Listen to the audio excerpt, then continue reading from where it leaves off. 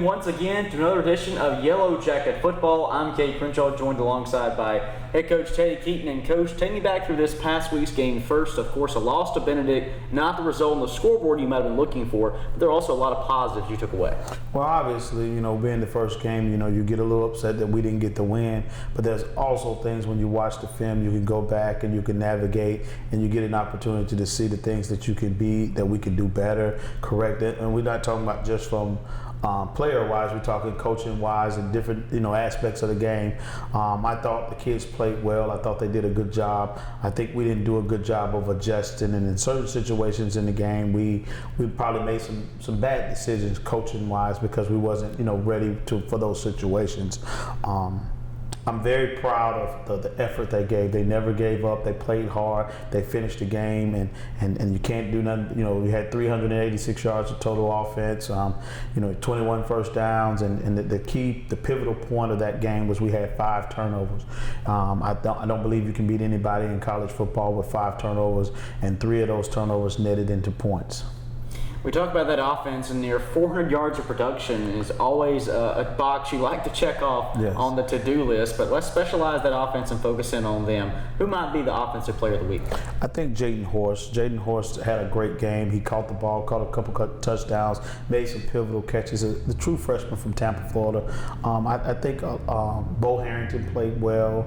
I think David Wright played well in spaces and times. I think we have to do a better job of taking some pressure off of him at quarterback and kind of controlling the game a little bit more. But I thought overall they did well. The O-line did well as a unit. I think they blocked well. I think we ran the ball better than we've ran it in the years past. So I was very happy of the balance that we were able to create. The only negative I could take away from the offense was the turnovers, the fumbles, and the interceptions from the quarterback play. But I think we can adjust if we take a little bit pressure off of the quarterback. Talk about a true freshman being a spotlight player of the week. We mentioned last week how you're really treating this season as an opportunity for these young guys. The door is wide open for you to step in and make an impact. Did you see a lot of that this past week? I saw a lot of that. I thought a lot of guys played well. I thought the young guys, it was a big stage for them to be on ESPN and national TV. Sometimes I think some of the kids did a little bit too much trying to show out instead of just calming down and settle their nerves down and play good team football. I was very proud of them. I'm just to say I can't say that I'm not disappointed in the loss, but I'm very proud of the production and the growth I saw with some of them. They can't do nothing but get better. Who's your defensive player of the week? Daquan, my safety. Daquan made an awesome interception right before the halftime that was just, he's a phenomenal athlete. He's played here. He's been here 3 years now. I thought he tackled well. I think he led the team in tackles. There's a pivotal thing to say about that. When the safety is leading your team in tackles, that means there's some areas that we needed to look at to figure out why they're getting past the first line of defense, second line of defense, and the third line, which leads to me to understand that we didn't make some adjustments to some formations. And when you play a lot of young guys, they have to be able, you're not at practice standing behind them to make the adjustments for them. So Benedict did a good job of throwing a lot of formations at them, and they having to make those adjustments on the run. And as coaches, we didn't see them fast enough to help them make those adjustments. So that's an area where we were able to line it up, show them, so if they see those formations again, they know how to line up in the correct spaces. We always talk about offense and defense, but we want to highlight special teams as well. Never want to overlook those guys on the squad. So who might be the special teams player of the week? Rashawn Mizer, hands down, he punted the ball well. I thought he did a good job. He stepped in. He's a wide receiver / punter, and we put him in there, and he did a great job this week. And I really appreciate the effort that he put in the time on a short notice to become the punter. You've gone into practice this week. It was early mornings. What's been that top thing you've been pushing to this team? We have to get better in this area if we want to see a bounce back. Ball security, making adjustments, lining up correct, doing the things that you need, the little things. If we do the little things right, we'll be fine. I think the ball security was more important than anything. Teaching our young quarterback to hit the check downs. You don't have to get it all back in one play.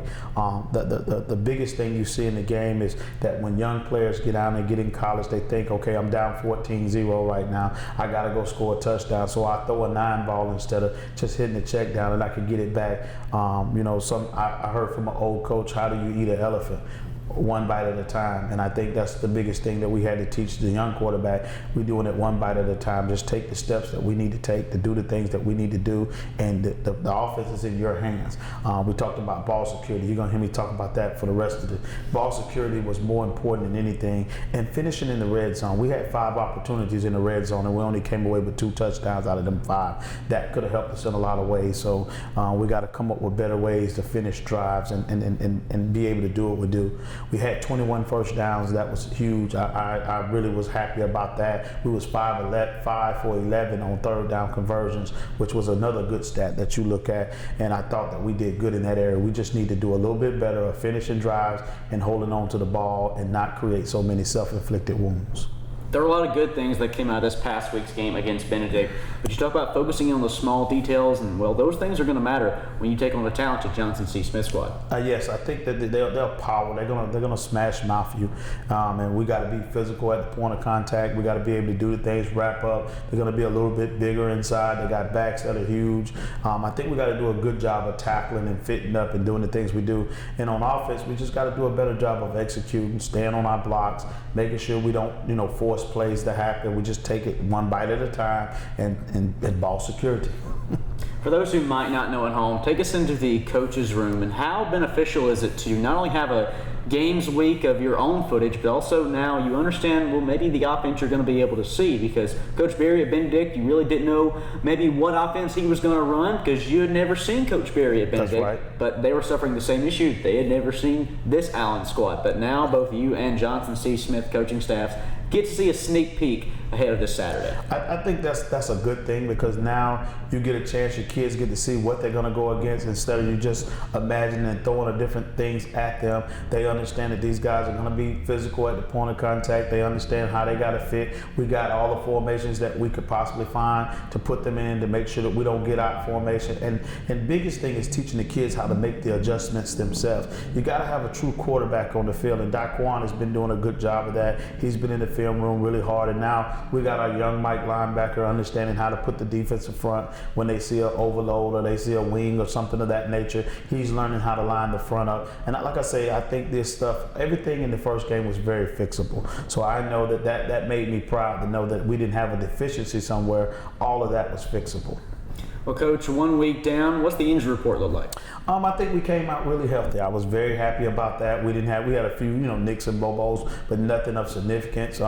We came out good, and we've been through the week, and we're still healthy. And I think that's a good thing, that we can keep our team healthy, because that determines on the down the road of how well we're going to be. Well, Coach, thank you so much for joining us, and hope to see you this Saturday as Allen takes on Johnson C. Smith in Week 2 of the 2021 season. For Teddy Keaton, I'm Kate Crenshaw. This has been this week's edition of Yellow Jacket Football.